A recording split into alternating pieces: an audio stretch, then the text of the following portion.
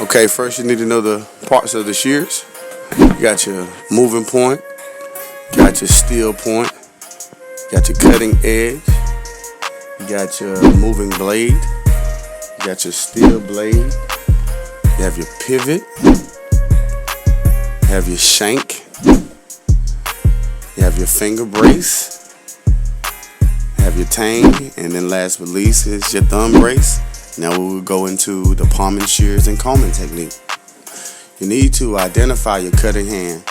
Take your ring finger, put it into the finger brace, take your thumb and put it into the thumb brace. And that is the proper way to hold shears.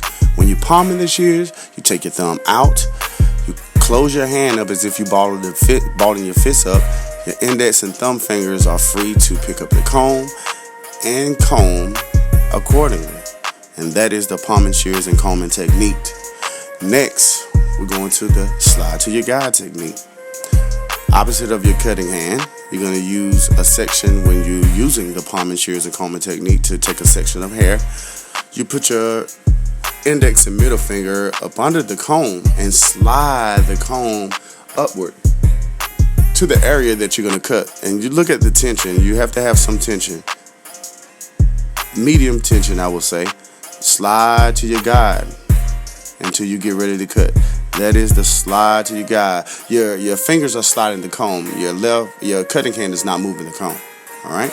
So now we're gonna go to the comb hold technique. You're gonna use your palming, shears, and combing technique, the slide to your guide technique. You see how you slide into your guide. When you get ready to cut, you're gonna open your thumb from your opposite of your cutting hand, put the comb there, bam, and then you cut. Okay. Again, let's look at this again. You're gonna go slide to your guide technique, palming, shears, and combing technique. Slide to your guide, get ready to cut. Put the comb under the thumb and cut. Do not go past that second knuckle. That is very important. Very, very important. All right. So now we're gonna move on to the landing strip, where we create our guide. And you do this. You take a parting from the parietal ridge to the top of the head, either 1 inch, 2 inch, maybe even 3 inches. You did it on both sides, and like some of my students, I tell them, it don't have to be that. The landing strip don't have to be that thick. You can make it thinner if you would like. And this is going to be where we establish the actual guide, where we're going to take off the hair, the amount of hair that we're going to take off all over the head. This guide is going to establish that, okay? So whatever length that you're going to cut off the head all the way around, this is where you will make that decision, all right? So you take the guide all the way back to the common cowlick area, okay? And once that is finished, you're going to split the landing strip down the middle and comb one side to the right and one side to the left. And that way that you always have your guide at the top of the head, because now we're getting ready to go into the landscaping, and we're going to be cutting vertically, okay? So with the landscaping, you're going to start at the front on the left hand side of the part. You can use 2 fingers or 3 fingers. I would suggest to use 2 because it's a smaller section. You make a parting down beside your 2 fingers and comb that hair to the back, okay? And now you see that you have a section that's the only section you're working with. And so you start and you comb the hair up straight from the head. And you're going to see your guide at the top, and then you cut, okay? Again, you're going to start at the base, slide to your guide, go to your guide, you see your guide, and you cut. Do not go past that second knuckle. That's very important, or you will be bleeding.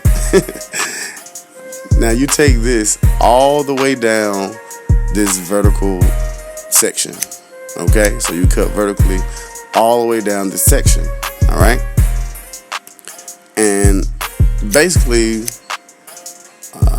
like right here, you're going to split this down the middle as well. Comb that front part to the front. You still got a part of it that you didn't put to the front. You can put your 2 fingers up there. That way you are grabbing hair that you already cut and hair that you haven't cut, and you make the parting again. And you have your set, comb that hair to the back, comb that hair to the front. And you have this small little section that you're working with. Start at the top, pull the hair straight up from the head, slide to your guide, and you cut. And you do that all the way down the vertical parting.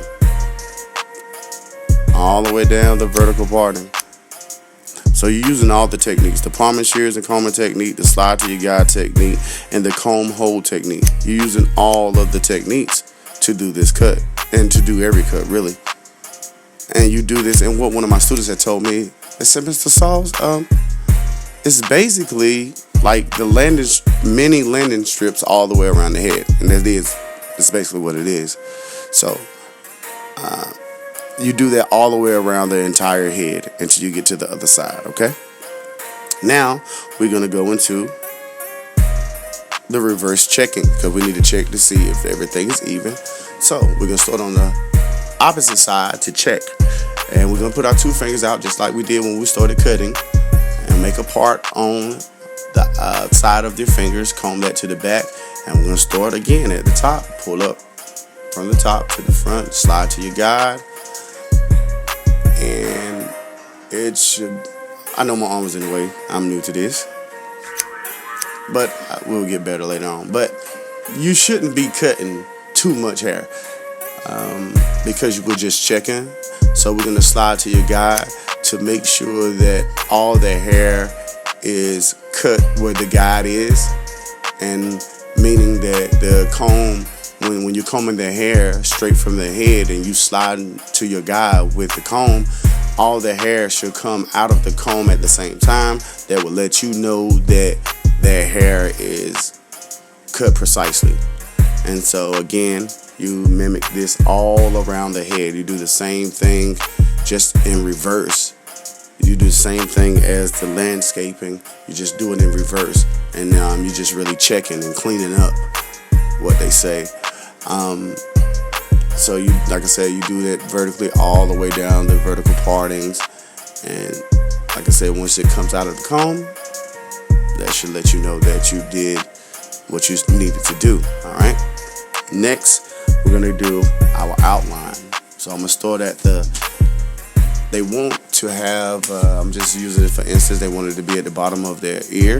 So I'm gonna start at the bottom of the ear, and I'm going to take that hairline all the way around the entire head. I'm going to take this cutting all the way around the head, the outline all the way around the head, because they want it over their ears. And so the cut is basically done. Now we're just cleaning up, well, not cleaning up, I'm sorry, we're doing the outline all the way around the head. But we may need to go back with the edges to clean up a little bit, to make it really, really clean. So right here, I just sped it up a little bit. Well, not a little bit, I sped it up a lot, just so I can let you know you go all the way around the head to do the outline.